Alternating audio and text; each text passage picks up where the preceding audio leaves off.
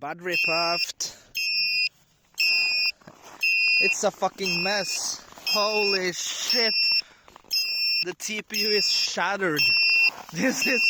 What the fuck, guys? I am literally gonna wear a face mask because it's so freaking cold and I hate wearing face masks. So let's get started. As you probably know, I am a huge fan of the Protec 35s and I've been flying these drones for a couple of months now, but I want to take it to the next level. So today I mounted a GPS on my Protec 35. So I brought both of my Protecs to show you like the kind of different setup I'm running with. This one is mostly built for indoors flying. I have no GPS and no extra features on it, only like crossfire system.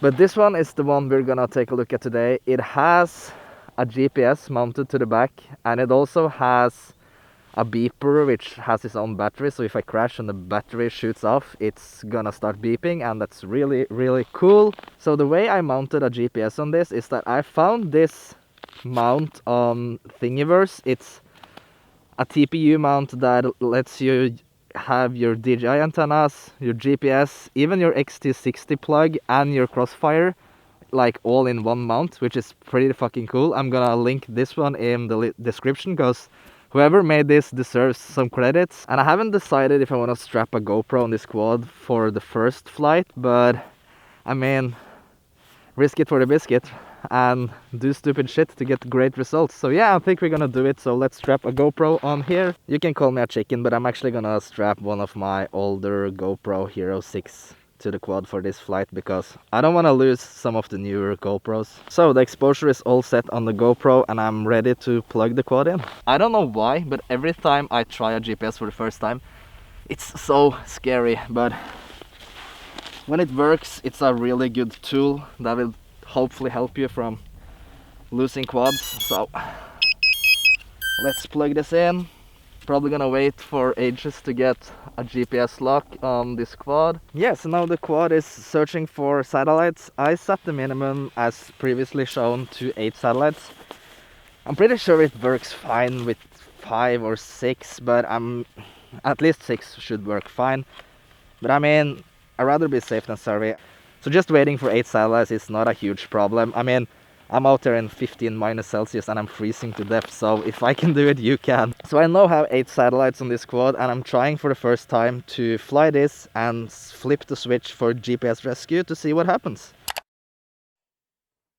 And the reason why I stopped you there is because I think it's time for me to tell you what really happened and why this crash or this stupid mistake ended up costing me a GoPro and half of my quad. I know it's pretty easy to blame the hardware when something bad happens with your quad, especially when testing new stuff like this, but this time I really need to come clean, guys. It was my mistake and it's probably one of the biggest mistakes I have ever done when it comes to quad, so let's take a look at what happened. So I use this TBS Tango receiver for every quad and I am so in love with this. It has never failed me in high temperatures, cold temperatures, whenever. It's small and it's really nifty and I really like this one. So on the back side of this, there is like dedicated switches for setting up like this. I use this for arming, this for the modes, this for like turtle mode. And when I was setting up the GPS rescue on a button, I used this one, and I thought like, oh yeah, I haven't used that before, and I just rushed in Betaflight to get everything set up. So when I was setting up the switch with my TBS Tango, I forgot that I already had something going on that switch, and that was probably the worst thing that could possibly be on the same switch. I do a lot of indoor shooting and whenever I fly indoors I always turn off air mode because I tend to like get so bad experiences with turtle mode inside. I made a whole dedicated video about flying the Protec indoors and I'm gonna link it somewhere up here.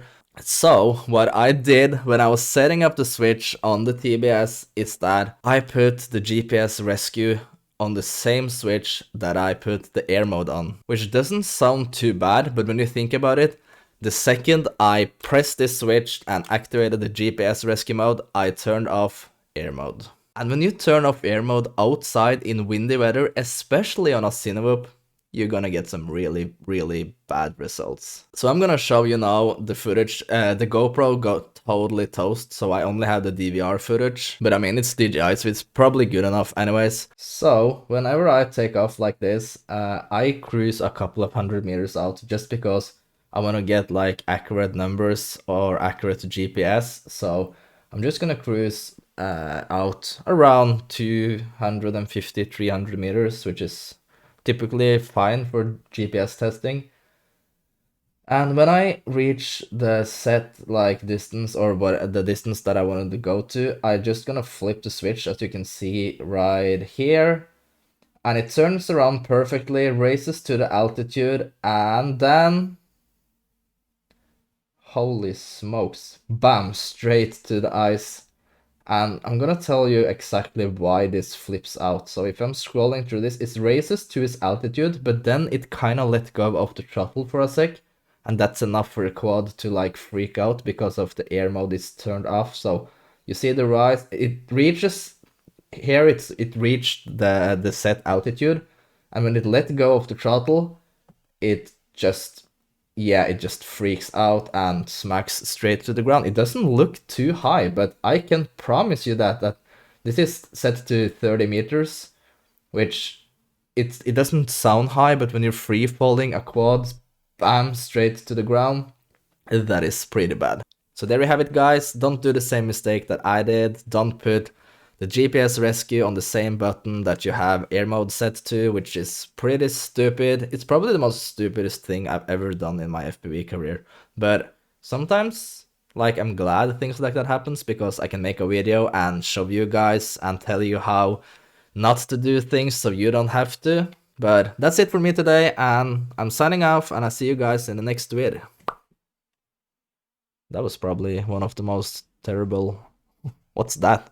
It's supposed to be like Peter McKinnon, like with the sound effect. Yeah, bye. I mean, I think you can still send this.